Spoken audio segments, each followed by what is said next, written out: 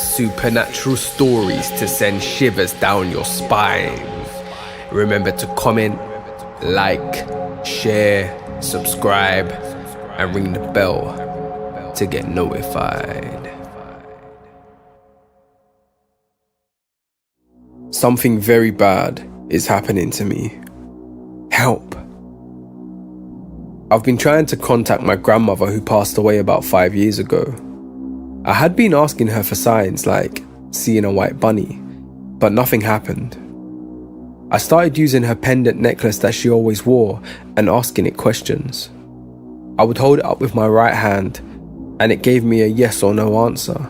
Yes was a large circle, no was swinging straight back and forth. When I asked her not to move it, it would not move at all, but it answered my questions with yes or no answers. Now I realise that I opened a gateway and I haven't been talking to my grandmother. I just started using the necklace 5 days ago and things are happening in my house. The necklace moved by itself from one place to another multiple times. I've got a dark bruise on my wrist that just appeared out of nowhere. My husband has just started having nightmares about a shadow figure in our room. He's been having unusual headaches over the past couple days, and I went to a medium that I've seen before and she told me that it's a level 3 demonic attachment / infestation. She knew about the nightmares, the headaches, and the issue between me and my husband. She told me things that have happened in the past few days that nobody else knows. She said things will only get much worse. She wants me to do a cleansing, but it's $3,500 and I can't afford that. She gave me a candle for protection, but she said it's only going to last for 2 weeks. Please, if anyone has any advice at all, I'll take it.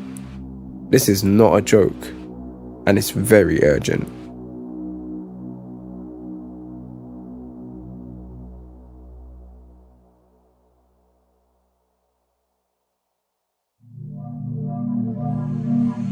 I'm an Uber driver, and one of my passengers invited me into their home.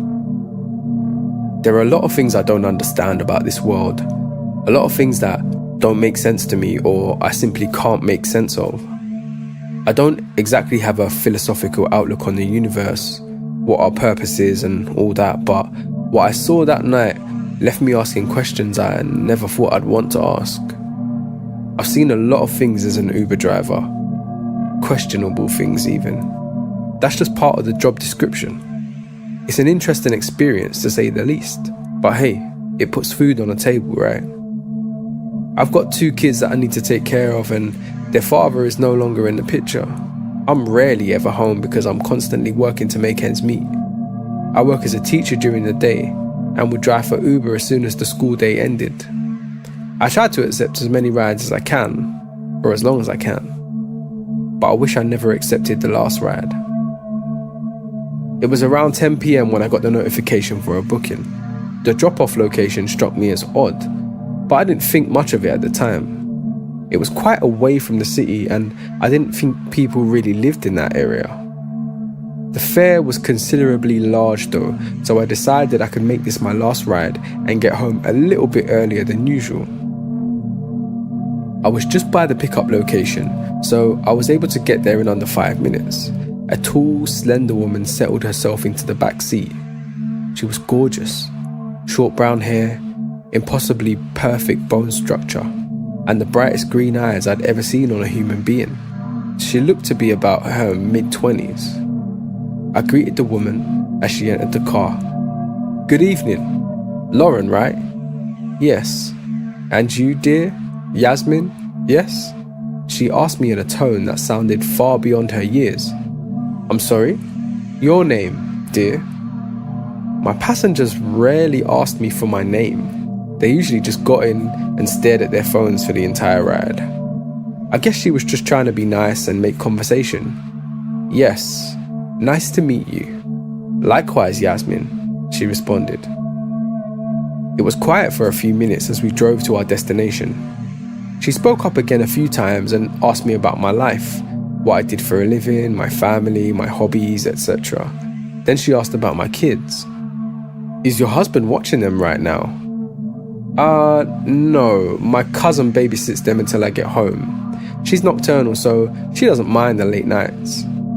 How nice of her. I was starting to get a strange feeling about Lauren. It was odd to me that she was asking me about my kids in the way that she was. My passengers didn't normally converse with me, and when they did, they would mostly talk about themselves. Then again, maybe I could have just been overthinking, or maybe it was the burrito I had that morning. Maybe it was definitely the burrito, because I started to feel more uncomfortable with my bowel situation, so I checked the map to see if there were any gas stations near the drop-off location. I couldn't find any, which was unsurprising. There was no way I could hold it though until I got back to the city. As much as Lauren creeped me out, I couldn't just shit my pants, so I mustered up all my courage and asked her, Lauren, this might be an extremely unusual request, but would it be alright if I used your restroom? Of course, dear. That would be no problem at all, she replied. I was looking at her through the rearview mirror, and I thought I saw her right eye twitch. Must have been my imagination. We arrived at a seemingly average suburban house. The kind with a white picket fence and well-maintained front lawn. Nothing out of the ordinary. Thank you for the ride, Yasmin. Shall we? Lauren asked me as she exited the car. I followed suit and accompanied her to the front door. We're actually having a small get-together at the moment, she said to me, and spun around to ring the doorbell before I could respond. A young woman had answered the door. Again, very attractive. Man, what do these people eat? She had similar features to Lauren, which led me to believe they were sisters. They had the same brown hair and eyes. Oh, hello, the young woman greeted us. Rose, this is Yasmin. She's here to use our restroom, Lauren explained. Yasmin, this is Rose, my younger sister. Nice to meet you. Sorry for the intrusion, I apologized. No apologies necessary, dear. Come, let me show you the way, Rose said as she took my hand and led me inside. We're actually having a small get-together at the moment. That was eerie. The way they spoke was nearly identical. Rose even said the exact same thing Lauren did. And the way Rose called me dear when I was probably a decade older than her. When we went through the dining room, I saw their small get-together. There were at least 10 people in the dining room. They all had the same brown hair and bright green eyes. Even if they were all related, it was strange how even the shade of brown and green remained consistent. I felt a chill run down my spine. The way they were all just sitting there, staring at the food in front of them. Perhaps they'd been waiting for Lauren to arrive, but it was still disturbing to see. I couldn't help but breathe a sigh of relief when we exited the dining room, partly because, what the fuck? And how seriously was I about to shit myself? Here we are. Please let me know if you require any further assistance. I'll be in the dining room, Rose said as she walked away. Thanks, I called after her. I shut the door and was finally able to relieve myself. I checked my phone to see if I received any messages from my cousin Samantha. Wednesday, 8:13 p.m. Samantha. Hey Yaz, successfully put the kids to bed. Wednesday, 10:47 p.m. Me. Thanks Sam, I'm just making a quick pit stop and I'll be headed home soon. Samantha. All good, take your time. I'm just watching some TV. Me. Alrighty, I'll call you when I'm on my way. Samantha. Okay, stay safe. I pulled my pants back on after cleaning myself and then flushed the toilet. As I washed my hands, I noticed something off about the mirror. It seemed as if it were part of the wall. That kind of made the alarms in my head go off. I read about this somewhere. I needed to confirm my suspicion, so I placed my finger on the mirror. There was no gap. It was a two-way mirror. I nearly jumped out of my skin when I heard a knock at the door. Yasmin, is everything alright in there? I heard Rose ask from the other side of the door. Yeah, sorry. Be out in a sec, I told her. I looked away so that my back was facing the mirror and shot Samantha a text message. I told her to call me if I didn't get to call her within the next 15 minutes. I put my phone back in my pocket and walked out into the hallway where Rose was waiting. "We were wondering if you'd like to join us," she smiled at me. It was unsettling, as if she was up to something. It was like I could almost see it in her eyes. Something behind them I couldn't explain. I felt conflicted, like I wanted to get the hell out of there. But I was also extremely curious. "No, I shouldn't. I've got to get home. It's getting late," I replied. "It'll just be for a bit," she said, as she took my hand once again and led me toward the dining room. The only empty seats were beside Lauren, so I decided to sit next to her. Rose took the other empty seat beside me. I noticed a huge painting on the wall across from us. It was a painting of a handsome man with chestnut brown hair and eyes like evergreens in a forest. He looked inviting, warm almost, like a familiar face in a room full of strangers, which was impossible since I'd never met him before, but I just felt comfortable. I decided to ask about the man. "Who's the guy in the painting?" "Oh, that's Father," Lauren answered eagerly. "I can see the resemblance," I said awkwardly. "You're too kind, dear. Isn't she just lovely?" Everyone in the room nodded along and agreed with Lauren. Some of them even decided to throw in their own compliments. I was confused because my statement was fairly neutral. "You should eat, dear, lest the food gets cold," the man who sat across from me suggested. I looked at the plate in front of me. It was a relatively normal meal: mashed potatoes, roast chicken, and some steamed vegetables. I looked at everyone else's plates and realized that they'd been untouched. "What about you guys? Aren't you gonna eat too?" I asked hesitantly. "Yes, of course, but we believe the guests should do the honor of starting us off," another man stated. So I took my fork and picked up a piece of chicken, but my phone rang. Saved by the bell. "I'm sorry, let me just take this call. You guys can eat ahead," I said as I started to get up. "That won't be necessary, dear. We don't mind if you take the call here." Rose took my hand and gently pulled me to sit back down. "Right, okay," I muttered, then proceeded to answer Sam's call. "What's wrong? Where are you? It's getting late." "Hey Sam, I'm so sorry. I might be home later than expected. Do you think you could stay a bit longer?" "Yes, are you okay? You told me to call you in 15 minutes. "No, it's alright. Make sure you put the lasagna in the fridge." "Yasmin?" I hung up the phone and looked around. Everyone stayed silent as they watched me with their emerald eyes. Lasagna in the fridge was our code for trouble. I silently prayed that she'd gotten that. "You're such a good mother, Yasmin," Lauren remarked. Everybody else agreed and started fawning over me. "Thank you," was all I could say in return. I decided to focus on my food instead. I took a bite of the unassuming mashed potatoes and was pleasantly surprised. It was just the way I liked it. Creamy, buttery, with a few chunks in each bite.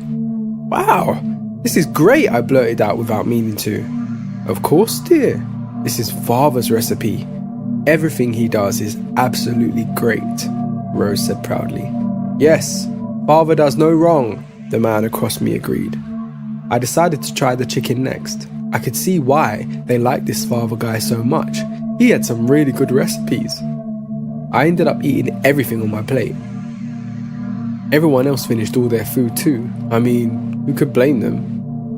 "Thank you so much for the lovely meal. I enjoyed it, but I really do have to get home to my kids now," I announced. "I hope you still have room for dessert," Lauren said as she entered the dining room holding a covered round plate. I didn't even notice her leave the room. I must have really enjoyed the meal.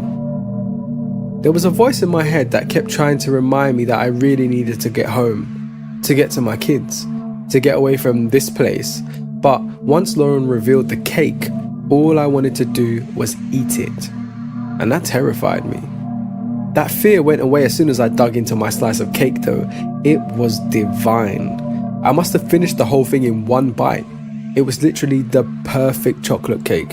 Each layer was moist, yet it retained its fluffiness, and the chocolate ganache was to die for. "It's getting late, dear. Maybe you should stay the night," Rose suggested. No, I needed to get away from this place and whatever the hell was going on here. I had to take my kids to school in the morning. Sam was waiting for me and she probably wanted to go home too. "That sounds like an absolutely great idea, dear," I responded. I had no idea why I said that. Rose's smile turned sinister, as if all the grace and innocence had left her face, like she had a mask on the entire time and had finally revealed what was underneath. Her voice remained sweet when she said, "I'm sure Father would think the same way as well." She led me to the guest bedroom and said goodnight to me, that she would see me in the morning, all the while having a menacing grin on her face. Once she shut the door, something snapped inside me as if I'd just woken up. I checked my phone and saw that I had a dozen messages and a few missed calls from Samantha.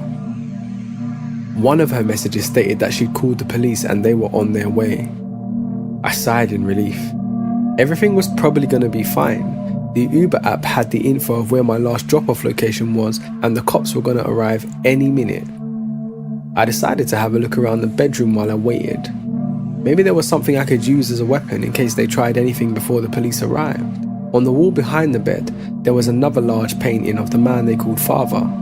I still felt the same way about him as when I saw the first painting. I was almost sad this place was probably going to get busted and shut down or something. I looked at the wall across the bed, and there was a mirror that looked to be part of the wall. Just as I was about to do the two-way mirror test again, I caught a glimpse of my reflection. What I saw made my blood turn cold. My eyes, they were turning green.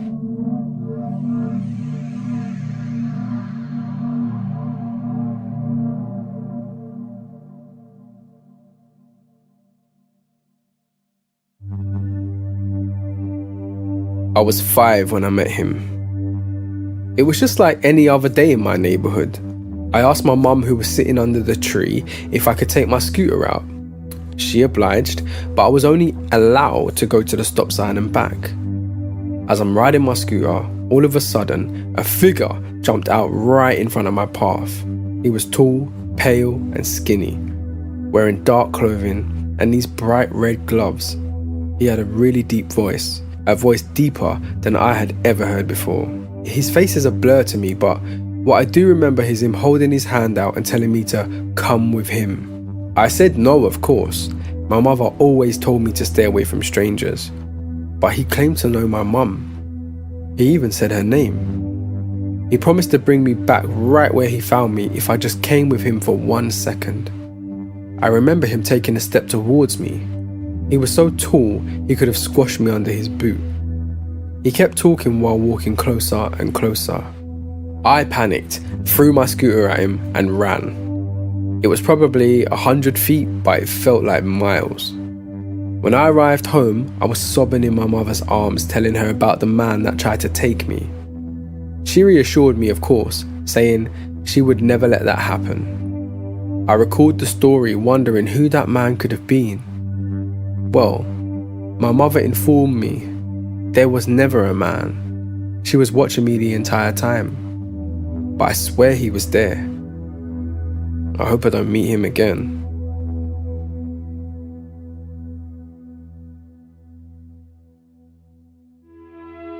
Don't use Ouija boards in dorms.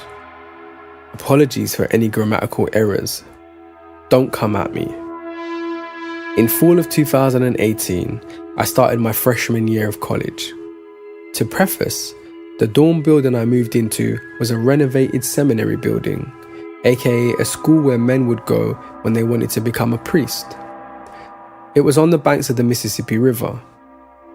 The seminary school was originally built in the early 1800s, but closed years later, and my college purchased it in the 90s. They renovated it and then opened it in the early 2000s, dedicating the campus to fine arts students. The dorm hall was one of the 3 buildings on the campus. The building's first floor held classes and the dining hall, and the second and third floor were the dorm rooms, This meant my 8 AM class was a literal elevator ride away. Total plus. The dorms were suite style, so I had a roommate, 2 suite mates, a living room, kitchenette and bathroom. I'm sorry this portion's a little long, but the details are important. Upon moving in, things were normal for the first couple of days. Then weird things started to happen. My decor started falling off the wall, even though my roommates and I all used the same command strips, most notable being my wooden cross I hung up on my closet. I would hear running and the fridge slamming outside my room. When I was certain my roommates had gone to class, I would nap and wake up to my room door being open when I knew for a fact I shut it, and you need a key card to the room to open it. Each of these I rationalised. I heard the fridge slamming because one of my roommates come up from class to grab a drink or food and needed to get back, and I got the 40 command strips of the bunch, etc. However, the second week of school, my sweet mate thought it would be a good idea to put all our schedules on the fridge so we'd know when the others were in class. This was when I realised that the times I'd been hearing the fridge slam and shut and running, I was in fact the only person in the room. I even asked my roommates if they'd come back and they said they hadn't. That night started a week-long streak of waking up in the middle of the night with panic attacks. I'd wake up around 3 AM feeling like someone was pushing on my chest and I couldn't move or breathe. One of the nights, the last, was so bad, once I was able to move, I ran to the bathroom and sat under cold water and called my mum bawling. Not the kind of call she thought she was going to get from her college freshman at 3 AM. The next day when my roommate got back from class, she told me about a student she overheard wondering what students had moved into our dorm room number because she wanted to talk to them. About a half hour later, this really petite girl shows up at our dorm asking if anything weird has been happening, all the while staring intently at me. Obviously, I say yes, and she proceeds to tell me what happened the year prior.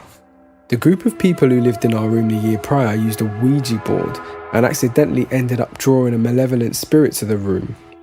Great. She explained that she was in touch with the spirit realm and didn't think the entity was still there, but its energy remained along with some others that were drawn to it. One of these energies being a woman. Then she focused all her attention on me again and said, "It's been picking on you, hasn't it?" I then proceeded to explain everything that happened, to which she responded that she could tell that it was targeting me because I had a very bright light energy. However, she paused for a second before stating that she felt a protective energy with me in the room and asked if I had any relatives pass away recently who may have been protecting me. I immediately responded yes, as I have had many family and friends pass over my lifetime, but what she asked next gave me the chills. She proceeded to ask with her head cocked if my relative's name was John. My grandpa John passed shortly after I was born. I barely knew him and there was no way she could have known his name. Stunned, I nodded, and she explained not to worry too much because he was just there to protect me. After she left, my roommates and I kind of made it all into a joke, mostly because I think we were all freaked out and knew we had to continue living in the room until the end of the school year. We stupidly gave the female ghost a name, Avery, and deemed her an honorary roommate to try and lighten the situation. Later that week, my roommate and I were sitting in bed when a mirror of mine fell off the wall. I, frustrated that it was only ever my things that fell off the wall, yelled, "Damn it, Avery!" and instantaneously my cross fell off the wall. However, when I went to pick it up, I noticed the command hook was still hanging on the wall, meaning my cross couldn't have just fallen off it. It would have had to have been lifted off the hook in order to fall. My roommate and I looked at each other, jaws dropped, and erupted into a fit of nervous laughter. After that, nothing really happened again. The next semester, one of my suite mates commented that we haven't heard from Avery in a while. The following morning, I was headed out the door to go to class and walked by one of the mirrors in my dorm room. In the reflection of the mirror, I caught a glimpse of a pale woman with dark long hair and a white nightgown standing right behind my shoulder. I skeeted out of the dorm room so fast and did not look back. The next day, my roommates and I were all sitting in the living room, and the one who made the comment about not hearing from Avery said, "Oh, by the way, I saw Avery today." The entire room went quiet, and each of my roommates' faces went pale. I quietly said, "I did too," followed by my other roommate stating the same. We each exchanged what we saw and when, and each of us saw the same thing. That truly was the last time we encountered Avery. When we moved out in the spring, we decided that was her way of saying goodbye to us.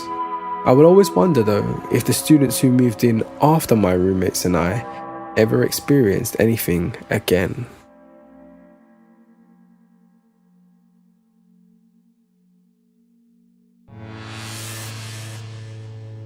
My mum's favourite story is to tell of a shimmering floating blanket-like apparition.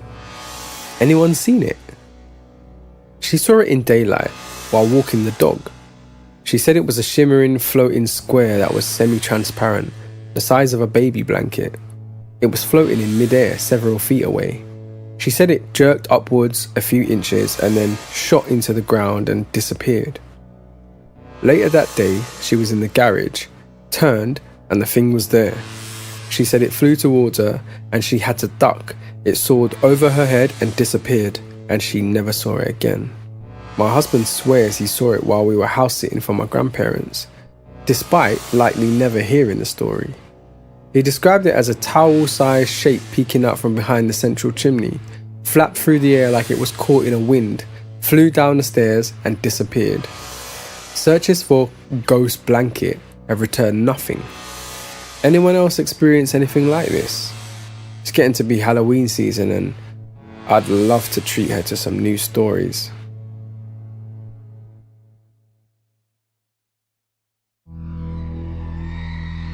A few years ago, I was on a date on a ghost tour of the Seattle Underground. If you don't know about the Seattle Underground, it's really interesting history where there's a whole level below the streets of Seattle with sidewalks and walls and windows and doors, just really cool stuff. As for this ghost tour, they give you a vest with a flashlight and an audio recorder and EMF detector and let you pretend to be a ghost hunter for a while they take you to different areas of the underground, telling you the history and stories of sightings, and then turn out all the lights and let you wander around for a bit before moving on to the next area. My date and I were in a particular area and I distinctly felt someone tap on my shoulder. And not just tap my shoulder, but like tug on the back of my ghost hunting vest. I can still remember the feeling on my shoulder 3 or 4 years later. It's weird. I assumed it was my date, so I turned around only to see that she was a good 10 to 15 feet behind and diagonal to me on the opposite side. Absolutely no way she touched my shoulder and then got back to where she was in the second or two it took me to turn around, especially without me hearing her.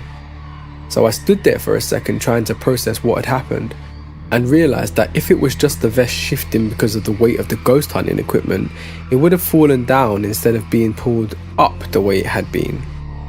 Was it a ghost? I don't know. I can't say for sure, but it definitely happened and I don't have a good explanation for it. When the tour ended, we hung back after everyone left and I told the guide about it. He asked if I'd been in a specific area when it happened. I told him yeah, I was there, and he just shrugged and said, for whatever reason, men feel like they're tapped on the shoulder, and women say they feel like their hair gets tugged on when they're in that room.